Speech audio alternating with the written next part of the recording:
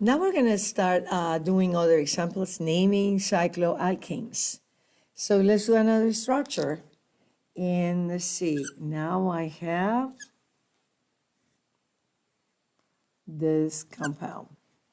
So when we have this structure, these are cycloalkanes.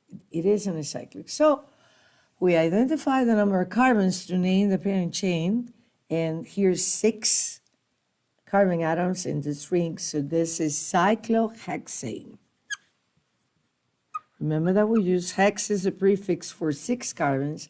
Termination is A-N-E.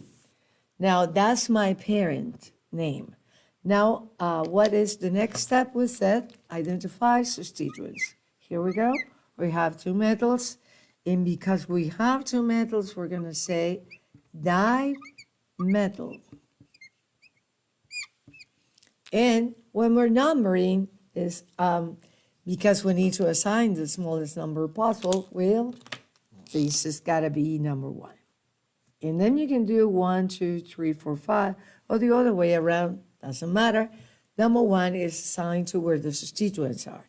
So the whole name here will be, I need to say 1 twice because we have 2 metals. So that's the only thing that is important to remember here. So I'm going to say 1, 1, dimethyl cyclohexane. That's the name. Okay, let's try one more thing. Another example, doing a cyclic structure. Okay. I need to erase this. All right. Now let's say that I have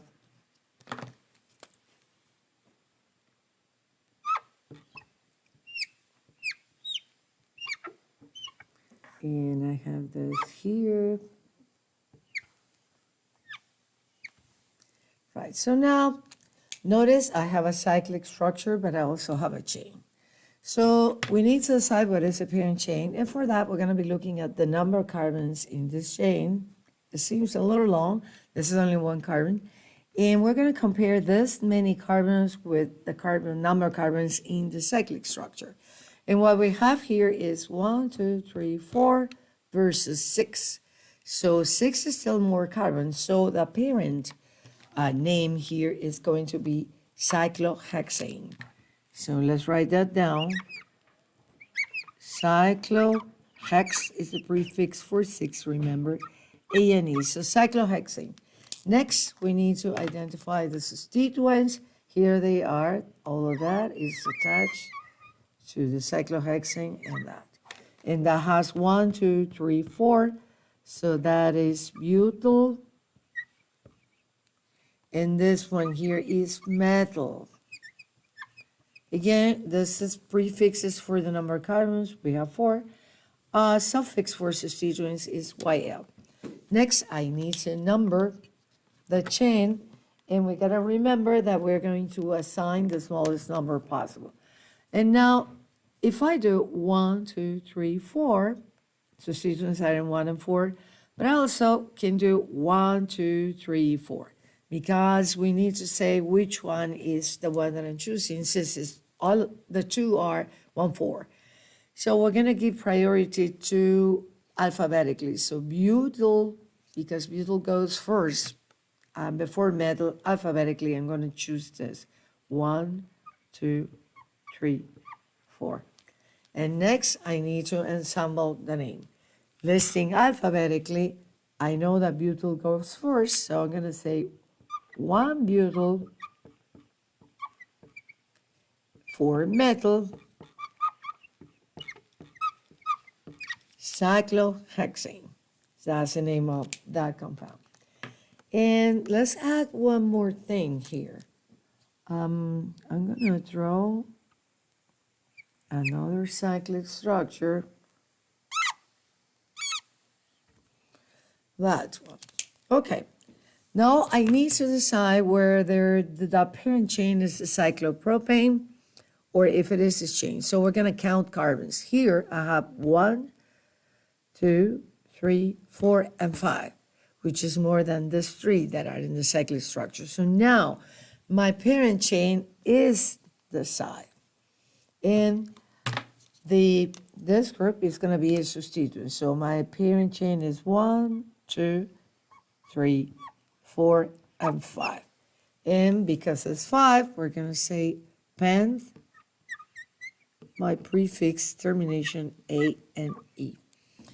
Now, my substituent, what's the name of the substituent? Substituent is this. So my substituent has a name, is cyclopropyl.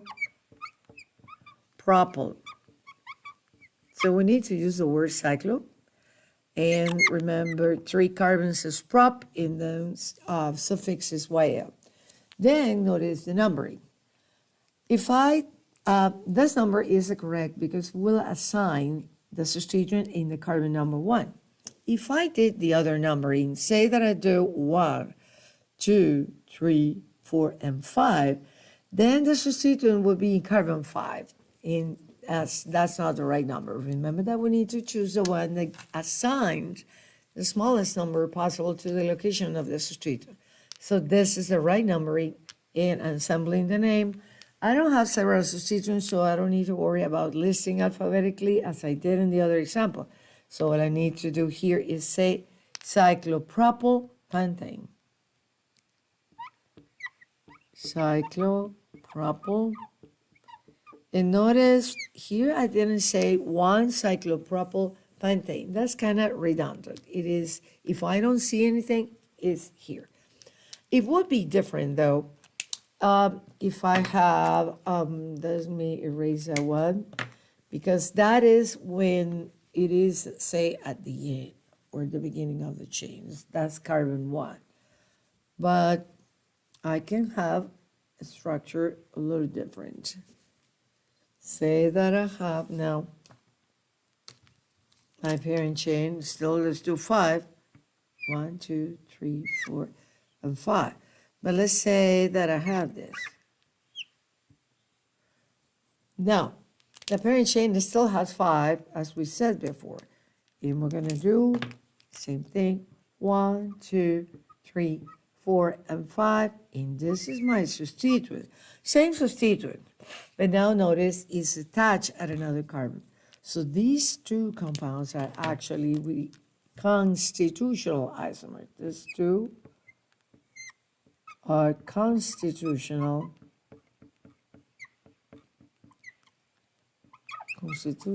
isomers because they share the same molecular formula but different connectivity.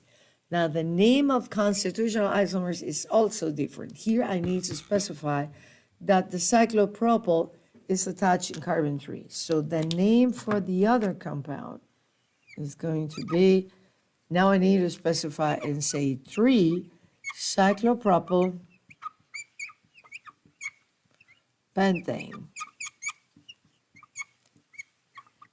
Now we just saw another way to differentiate constitutional isomers in case it was confusing. Here it's not. Here's pretty easy to see. So constitutional will have different names.